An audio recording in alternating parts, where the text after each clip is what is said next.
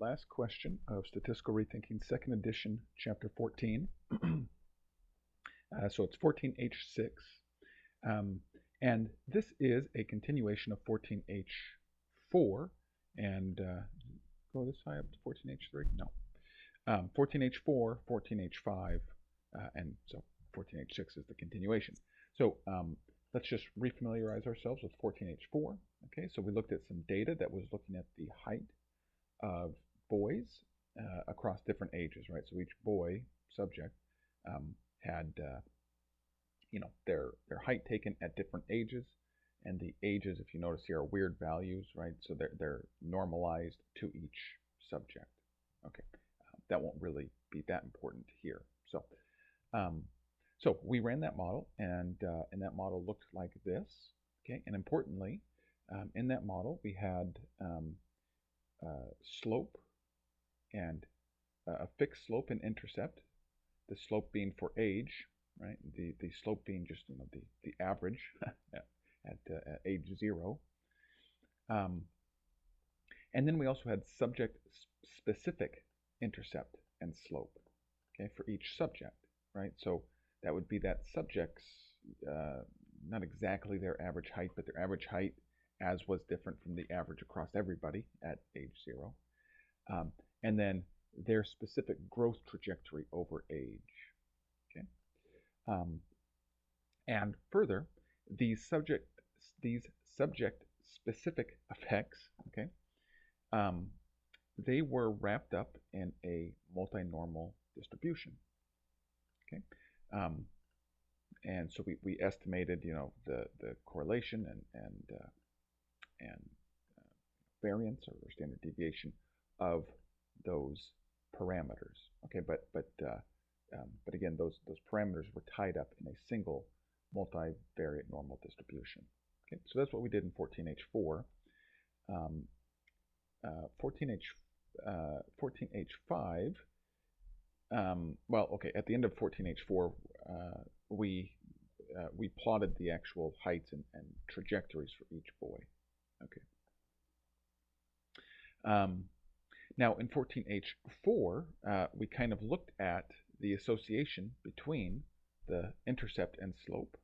Okay, and we saw that there was a positive relationship between the slope and the intercept. So in other words, boys that were taller at any particular age also were growing faster.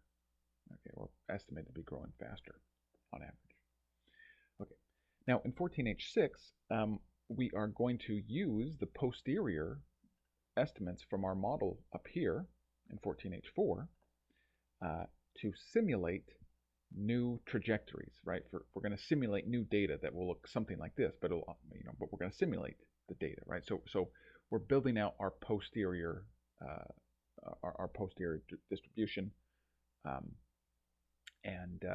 so the trick here, so I'm sure that by this time we've done this many times in this book, but the trick here is now how do we capture in this posterior simulation, how do we capture the fact that a couple of our parameters were tied together in this multivariate normal distribution.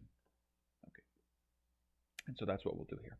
Okay, so what we need to do is to extract our samples. So I have my posterior samples right here, and then I'm just pulling out the different parameter estimates. So I have my fixed intercept and slope, and I also have my subject-specific intercept and slope here. And now, because each subject has their own intercept and slope, I am just taking the mean of all of those, but you could imagine running different simulations for each boy or something like that. But I'm just taking the mean of these. Okay, I'm going to have a note on that here in a second. Okay, and then I have my my estimates for the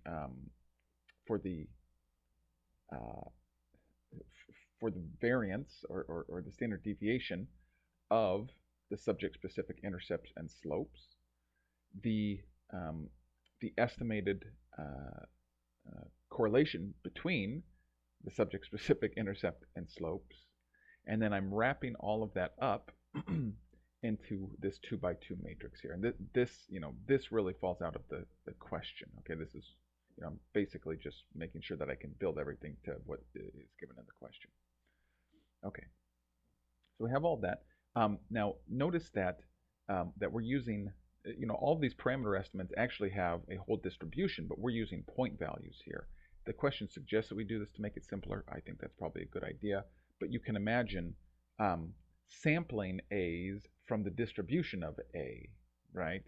From the posterior distribution of A, and same for each of these. But just to make it a little bit more clear as to what's happening, I think using just the point estimates is a good idea here. Otherwise, it will be maybe a little bit hard to interpret as we go along. Okay. So these are all of our posterior samples, and so now we need to, to do a couple things. And one of those things is we need to simulate values for A subject and B subject. Okay, in this random effects model. I shouldn't have said it like that. We need to simulate intercepts and slopes for these newly created subjects that that we're about to create here, and we do that with the parameter estimates from our posterior. So I use the mvrnorm function that is in the mass package. You don't need to. So mass, I think, is typically a part of the base R package, so you don't need to install it, but you do need to load it if you're going to use any of its functions. Okay, and so we're going to create 10.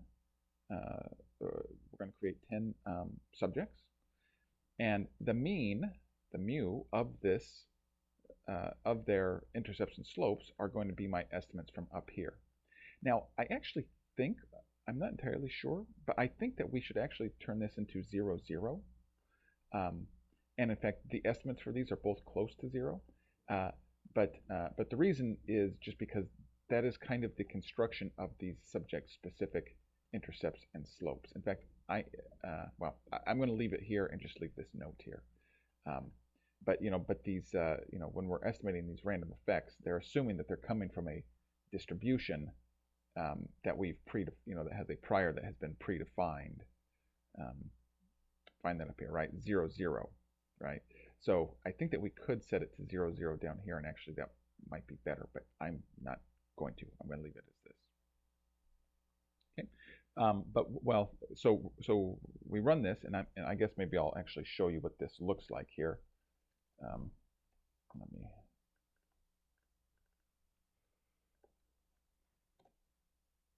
Okay, so we get our matrix where we have 10 rows, so 10 new subjects, and we have the intercepts in one column, and then the slopes in the other column, right?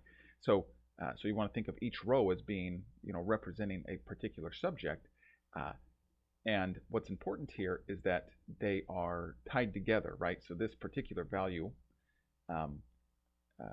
is tied to this via the correlation between the intercepts and slopes as we found in our model and expressed in the posterior. Okay. And so now we want to basically create a plot that looks like this, but with our new subjects, okay, with these guys right here, okay. And so we need to create a sequence for age, and so I'm going from -3 to 3, but I realized that when I looked up here, this goes from like -1.5 to 1.5, and so I'm gonna change that here because there's probably not 3 standard deviations in the data set. Okay, and then I'm going to make a shell. Well, okay, so let me run this, and now I'm just going to make a shell of the plot as we might want it, right? So it's not populated with anything. And then for each of our 10 new subjects, we're going to run a line, and so we'll just run a for loop for each row of our random effects matrix up here. Okay, so I'm going to create a variable, a temporary variable in this for loop called height, and so and it's going to have several entries. How many? Well, as many ages as we specified in age seek. Okay, and then I build my linear model here for the mean, right? So each of these points is going to have a mean. So I have my intercept, which is comprised of the fixed and random intercepts, and the slopes. times the age, right? So my fixed and random slopes. Okay, and then we have that variable, and we just plot it against age seek. So if we run all of that, then we have our our 10 new subjects. Okay, so this is our new data. Now again, of course, if we were to we could embellish this again by finding the distributions of A and B rather than just the point estimates, and we would get different things, and we could add some fancy shadows and all that stuff. But I think that's good enough. Okay, we'll call that good there.